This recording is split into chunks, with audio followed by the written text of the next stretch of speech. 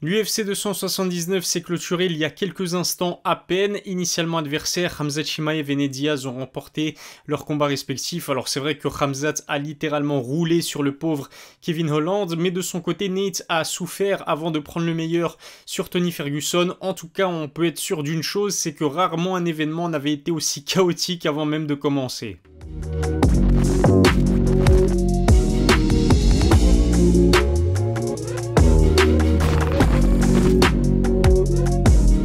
Salut à tous, c'est Ilyes, on se retrouve pour le débrief de l'UFC 279, j'ai envie de dire par où commencer, il y a tellement de choses à dire, notamment au niveau de Khamzat Chimaev qui était censé être la star de cet événement, qui devait combattre pour la première fois en main event face à Nate Diaz qui est un vétéran, une légende, un combat qui était censé faire passer Khamzat, j'ai envie de dire, au rang de superstar de l'UFC. Malheureusement tout ne s'est pas passé comme prévu, à commencer par sa pesée complètement ratée, il devait culminer à 77 kg maximum pour valider son combat contre Nate dans la catégorie des poids welter. Il est arrivé beaucoup plus lourd puisqu'il pesait 81 kg, un fiasco total. En plus de cette pesée complètement ratée, Khamzat s'est illustré une nouvelle fois en mal avant la conférence de presse de cette UFC 279. Une conférence de presse qui finalement n'a jamais eu lieu puisque Dana White, c'est une première, a décidé de l'annuler tout simplement. Pour quelle raison? Eh bien parce que Khamzat Chimaev et Kevin Holland dans les backstage avant la conférence de presse ont été impliqués dans un début de bagarre, une grosse embrouille. L'équipe de Nate Diaz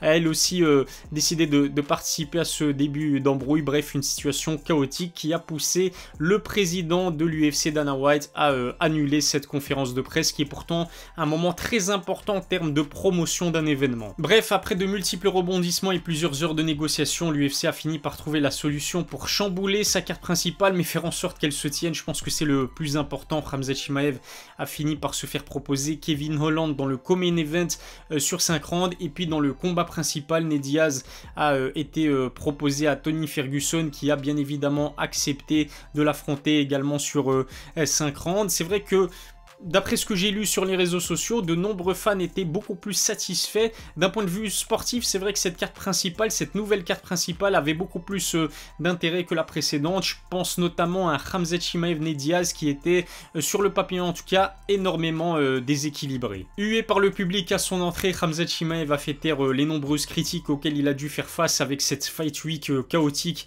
de sa part en s'imposant de manière archi dominante face à Kevin Holland, un peu à l'image de ce qu'il nous avait montré avant son combat contre Gilbert Burns. Dès les premiers instants du combat, eh bien Khamzat a cherché à emmener son adversaire au sol. 5 tentatives d'amener au sol dans un combat qui n'a duré finalement qu'un peu moins de 2 minutes. C'est assez impressionnant. Khamzat s'est montré ultra dominant, n'a encaissé aucun coup face à Kevin Holland et a fini par s'imposer sur soumission dès le premier round. Soit dit en passant, Kevin Holland, qui est un excellent striker, est quand même ceinture noire de Jiu-Jitsu.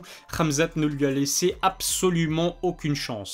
Il s'agit de la 12e victoire consécutive pour Khamzat Chimaev qui est toujours invaincu, qui n'a que 28 ans, qui a une marge de progression énorme. Franchement, sportivement parlant, on ne peut pas lui faire de reproches. C'est impeccable du côté de Khamzat Chimaev. Par contre, il devra beaucoup mieux gérer l'aspect extra-sportif parce qu'avec sa pesée ratée, la bagarre dans laquelle il est impliqué qui a mené à l'annulation de la conférence de presse et en sachant que l'UFC misait énormément sur lui, c'était normalement censé être son premier main event face à un vétéran comme Nate Diaz. Il aurait pu gagner énormément d'argent, gratter un petit peu de la fanbase de Nate. Il a tout chamboulé et je pense que s'il continue de cette façon, eh bien la confiance pourrait être rompue entre lui et Dana White et donc l'UFC, il va devoir être beaucoup plus professionnel et sérieux dans la gestion de sa carrière. Reste à savoir quel adversaire va affronter Chimaev à son prochain combat et surtout dans quelle catégorie est-ce qu'il va évoluer. On le sait, Khamzat est un énorme poids welter qui doit passer par un gros cutting pour valider les 77 kg à la pesée. On en a encore eu la preuve avec cette pesée ratée de manière, on va dire, assez large. Apparemment, ce serait le médecin lui-même qui a décidé d'interrompre le cutting de Khamzat parce que c'était trop dangereux. Il y a quoi se poser des questions, d'autant plus que eh bien, le Tchétchène a déjà combattu dans la catégorie au-dessus chez les poids moyens à 84 kg. Bref, une chose est sûre, c'est qu'il ne mérite pas pour l'instant, en tout cas, le title shot chez les poids welter. Là, il vient tout juste de s'imposer face à un Kevin Holland qui, de 1, évolue chez les poids moyens et qui, de 2, en plus, n'est même pas classé. Je pense qu'il va d'abord devoir passer par une victoire contre un membre du top 3 avant peut-être de prétendre à un title shot ensuite. Pourquoi pas organiser un combat contre Colby Covington? Une chose est sûre, et je pense que la majorité des amateurs de MMA qui étaient devant cette UFC 279 ont dû se le dire dans leur tête, c'est que heureusement pour Nate que Khamzat l'a pas affronté, parce que Khamzat s'est montré vraiment extrêmement explosif, extrêmement vivace. Il a laissé aucune chance, absolument aucune chance au pauvre Kevin Holland qui s'est fait rouler dessus. Quand on compare à la performance de Nate Diaz, même si Nate s'est bien sûr imposé face à Tony Ferguson, franchement, j'aurais eu peur pour non seulement la carrière de Nate, mais également sa santé, son intégrité physique, tant Khamzat Chimaev est sans pitié dans un octogone. Ce qui m'amène justement à parler de la performance de Nate Diaz qui a fini par s'imposer sur soumission face à Tony Ferguson. C'est vrai qu'on aurait aimé voir ces deux légendes, ces deux vétérans s'affronter il y a plusieurs années.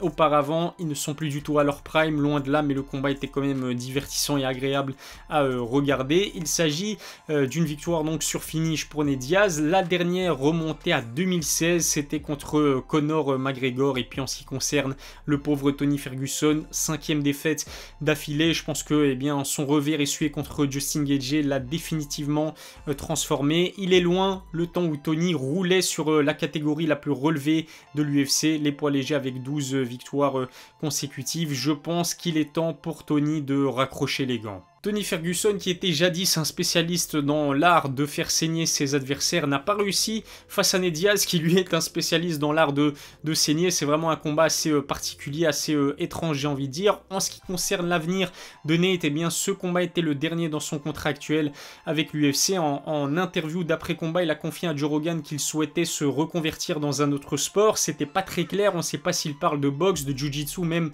de kickboxing. Le Glory Kickboxing a ouvert ses portes à cette légende qui est Nate Diaz. Il ne ferme pas non plus la porte à un retour du côté de l'UFC. Bref, l'avenir de Nate est assez flou. Conor McGregor a en tout cas promis qu'une trilogie contre Nate Diaz était toujours faisable. Qu'est-ce que vous en pensez? Dites-le moi dans les commentaires. Pour ma part, je trouve que ce combat a un minimum d'intérêt. Déjà un intérêt financier pour les deux protagonistes et puis un intérêt sportif aussi, parce que Nate Diaz vient tout juste de s'imposer de manière convaincante contre un combattant très actif qui est Tony Ferguson. Ça pourrait aussi permettre à Conor de relancer sa carrière à l'UFC, lui qui est toujours en quête d'une victoire depuis sa dernière contre Cowboy Cerrone début 2020. Le grand perdant de la soirée se nomme certainement Jin Liang Lee, qui devait initialement affronter Tony Ferguson. En cas de victoire contre Tony, il aurait pu passer un cap dans l'organisation, ça aurait pu lui apporter la hype qu'il mérite. À la place, affronter Daniel Rodriguez qui évolue dans la catégorie au-dessus. Et en plus de cela, donc, il s'est incliné sur décision partagée, une décision très controversée. Vous avez été très nombreux sur les réseaux sociaux à contester cette décision. Dites-moi dans les commentaires si vous êtes d'accord avec la décision des juges d'octroyer la victoire à Daniel Rodriguez. Voilà ce que je pouvais dire de cette UFC 279, mémorable, mais pas pour les bonnes raisons. Dites-moi ce que vous avez pensé de cette soirée, ainsi que des performances de Khamzat Chimaev et de Nate Diaz. Abonnez-vous à ma chaîne YouTube, lâchez un petit pouce bleu, suivez-moi sur mes réseaux sociaux, tous les liens sont dans la description, aussi le lien vers la réduction Nutrimuscle avec le code NMILIS10. Rendez-vous sur le site Nutrimuscle. Je vous laisse, je vous donne rendez-vous très vite pour une nouvelle vidéo. D'ici là, prenez soin de vous.